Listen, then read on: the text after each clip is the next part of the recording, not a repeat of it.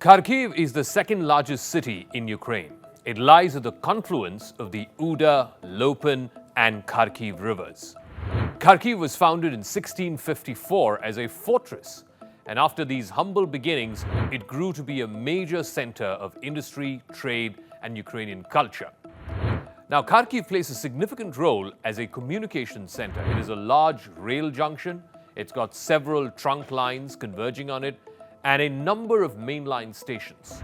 Kharkiv is also a nodal point on the trunk highway between Ukraine and Russia, with highways to Moscow, to Kiev, and to western Ukraine, as well as to Crimea in the south. Kherson, on the other hand, is a strategic port city on the west bank of the Dnieper River. It controls the approaches to the Crimean peninsula. Kherson was founded in 1778 as a fortress to protect the newly acquired Black Sea frontage of the Russian Empire. It became the first Russian naval base and shipyard on the Black Sea. The city has grown steadily during the 19th century, largely because of shipping and shipbuilding. It remained a major shipbuilding center throughout the 20th century.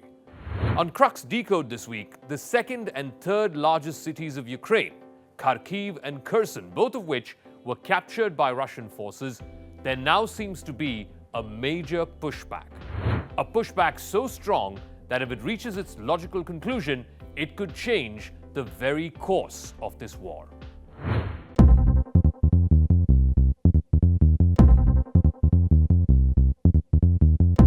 So the special military operation in Ukraine is going to complete 3 months very soon.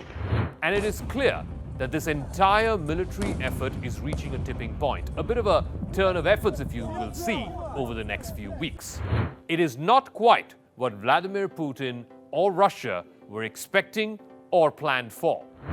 After the Istanbul meeting in March, the Russian side had agreed to limit its ambitions in Ukraine.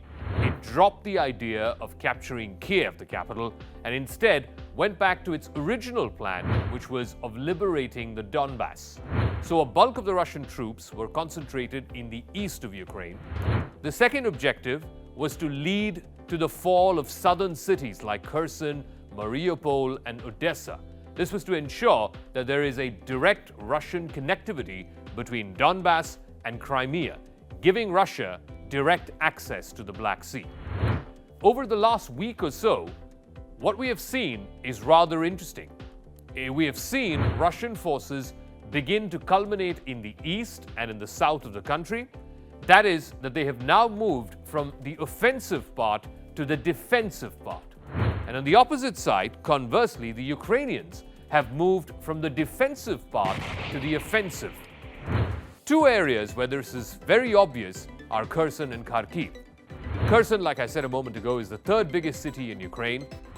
At one point in the month of April, the mayor of Kherson had even conceded that as much as 90% of the city was in Russian control. But much has changed since then.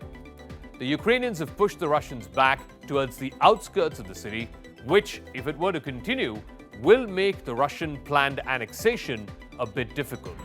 The Russian troops are not anymore in the center of the city. They're pushed to the outskirts. Kharkiv, which is the second biggest city, it's home to some of the biggest government and private institutions, including educational universities. It was the site of intense Russian pounding through the first few weeks of March and April.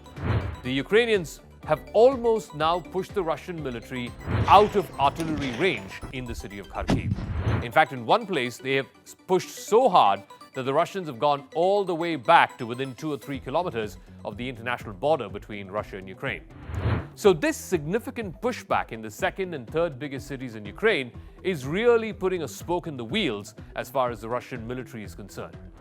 But most significantly, this Ukrainian counterattack puts the Ukrainian troops in a position to cut off one of the major supply lines for Russia. It's a supply line that runs all the way from the Russian border with Ukraine down to Izium, where its forces are stationed. This is in the central and southern part of the country.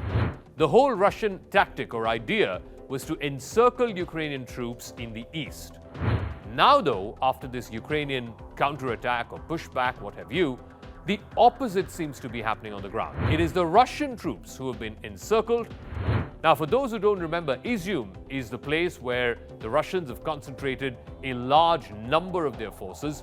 The attempt by the Russians was to join Kharkiv to Mariupol, encircle the Ukrainian forces in the east as well as in the south. So the big question now on the ground, if that is not happening and the opposite seems to be happening, what happens now? What is the next course of action? Well, in broad terms, the longer this war goes on, the better it gets for Ukraine, rather than for Russia. Ukrainian morale, for example, is high right now. Its supply line is constantly increasing, particularly the heavy weaponry that's coming from NATO and the West.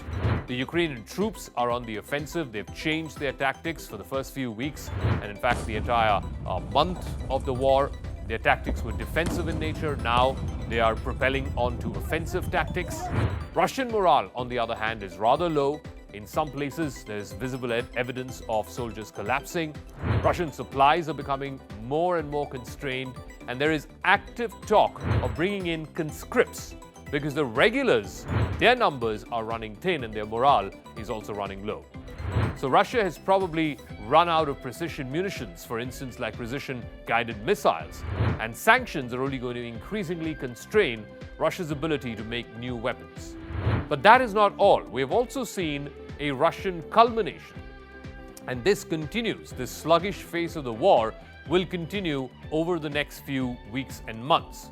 We will also see increased Ukrainian boldness on the battlefield, whether it is encircling Russian command posts, hitting some of their command centers, and directly taking on Russian offensive positions on the ground. And this is where it gets interesting, because these sort of activities can create fear, panic, and perhaps even collapse if it is done well and done quickly. And in many places, the Russians look overextended, both for resources and for morale. So it's very easy, for instance, to cut the coastal link that the Russians have hoped to create between the Donbas and Crimea. This is absolutely critical. So the next few weeks are going to be absolutely critical in this war effort. A large chunk of Putin's strategy has been direct access and control of Black Sea lanes. That plan now seems to be coming a cropper. So, if skillful, the Ukrainians can focus on creating this fear and panic amongst the Russian troops. That way, they are likely to engender complete collapse amongst the Russian forces. This is the best way for them to achieve their strategic goal of removing the Russians from their territory entirely. In fact, if this is the path that the Ukrainians are going to go through over the next few weeks, then this path would much more likely result in a Ukrainian victory rather than a slow, grinding war, which is perhaps what the Russians want and which is perhaps what we've seen over the last few weeks in this war.